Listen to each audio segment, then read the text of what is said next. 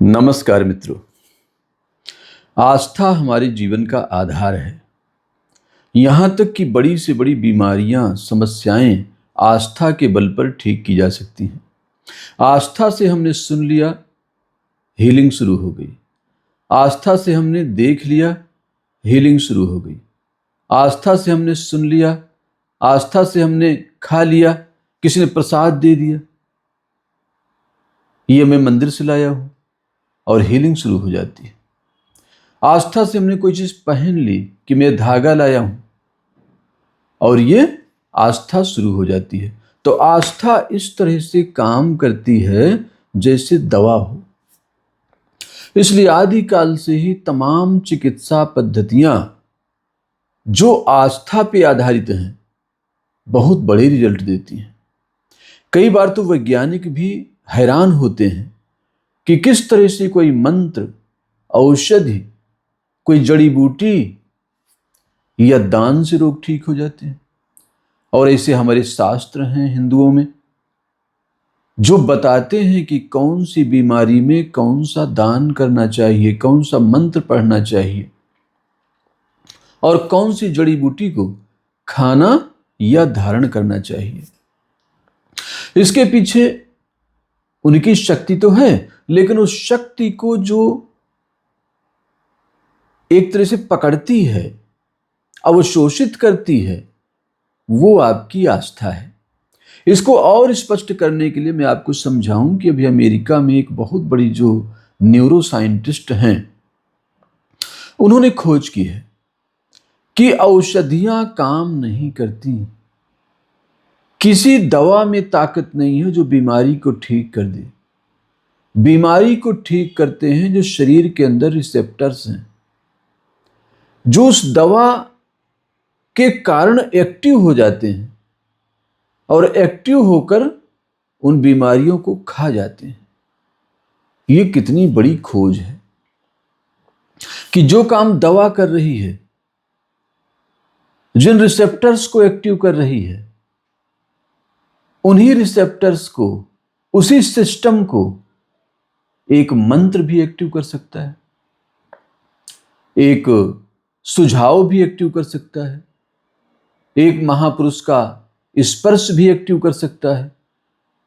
इसलिए आप सुनते हैं कि महापुरुष ने भभूत दी, या थोड़ी सी राख दी, या थोड़ा सा प्रसाद दिया, और वो बीमारी डिसअपीयर हो गई। तो हीलिंग एक बहुत बड़ी प्रक्रिया है, और इस धरती में इसको सुरक्षित करने के लिए हमारे ऋषि हुए, संत हुए, महापुरुष हुए, और ब्राह्मणों ने इस परंपरा को बहुत आगे बढ़ाया।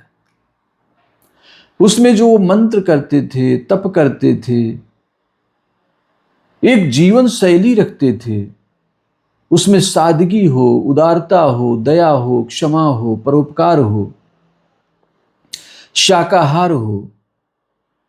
जिस तरह से वो जीवन जीते थे ताकि आपका जीवन उससे प्रभावित हो। ऐसा निष्कलंक जीवन जीना केवल ईश्वर की कृपा से ही संभव है। वो इसलिए इतना त्यागपूर्ण जीवन जीते थे। जो संत हैं, सन्यासी हैं, यहां तक कि वैद्य हैं, वैद्यों का जीवन बड़ा तपपूर्ण होता था, सुबह शाम तक सेवा करना। और यहां तक कहा जाता है कि वो पैसे भी नहीं लेते थे। उस जमाने के विद्वान, आपने पढ़ा होगा, पैसे नहीं लेते थे। लेकिन वो एक समय था जब लोग कुछ ना कुछ देते थे। पूरे गांव को चिंता होती थी कि उनके घर में क्या नहीं है, और वो पहुंचाते थे। चाहे वो खाद्य हो, चाहे वस्त्र हो, चाहे शारीरिक सहयोग हो, क्या क्या नहीं उनके घर पहुंच जाता था। आज भी वैद्य कर सकते हैं ऐसा, ज्योतिषी भी ऐसा कर सकते हैं, लेकिन समाज अगर उनका साथ दे। आज समाज ऐसा हो गया है कि जब जरूरत पड़ती है तभी इन लोगों को याद करता है, जब जरूरत खत्म हो गई तो याद भी खत्म हो गई। तो ऐसे वो सरवाइव कैसे करेंगे? इसलिए डॉक्टरों ने अपनी फीस रख दी कि भाई 500 रुपए दे दो, कम से कम तुम ना आओगे जब तक, तुम स्वस्थ रहो, तब तक यहाँ भी काम चलता रहे, पेट्रोल आता रहे, दूध आता रहे, कमरे का किराया जाता रहे। तो ये एक व्यवस्था है, लेकिन इसके कारण न तो उन्हें लालची कहा जा सकता है और न स्वार्थी कहा जा सकता है। वो काम वही कर रहे हैं अब भी, लेकिन उन्होंने एक फीस रख दी, दक्षिणा रख दी, क्योंकि सर्वाइवल के लिए वो जरूरी है, क्योंकि समाज उतना संवेदनशील नहीं रहा जितना आज से 1000 साल पहले था। तो उस संवेदना को जीवित रखने के लिए, उस हीलिंग को जीवित रखने के लिए, उस आस्था को जीवित रखने के लिए आज भी ऐसे लोग हैं जो सरकार से कोई सहयोग नहीं लेते, जिनके पास कोई व्यापार नहीं है, जो समाज से कोई नियमित किसी तरह का सहयोग नहीं लेते। वो सिर्फ उन लोगों से लेते हैं जो उनके पास आते हैं, लाभान्वित होते हैं और समय समय पर फिर आते हैं। कई लोग ऐसे होते हैं जिनका काम हो जाता है, फिर तभी आते हैं जब काम बिगड़ जाता है, कि जॉब नहीं लग रही तो आएंगे, दिखाएंगे, और फिर दोबारा तब तक नहीं आएंगे जब तक जॉब चली ना जाए। तो ये सब सोच है समाज की। तो सोच के हिसाब से सिस्टम बदल रहा है, तो सिस्टम के बदलाव के साथ लोगों को बदलना पड़ रहा है। लेकिन ये हर युग में रहा है कि जितने महापुरुष इस धरती में हुए हैं, उनकी कोई ना कोई कॉपी आज भी इस धरती में है। आप अगर ध्यान से देखें तो किसी भी महापुरुष का नाम ले, वो आज भी किसी न किसी रूप में आपके चारों तरफ उपस्थित होगा।